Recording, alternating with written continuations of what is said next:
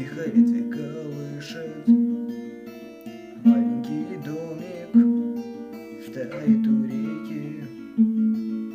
Там маленький мальчик тянет маме ладони. Маму зовет, но мама все спит. Мама, ты спишь, а тебя одевают белый совсем незнакомый наряд. Там люди чужие молитвы читают, свечи восковые горят, горят.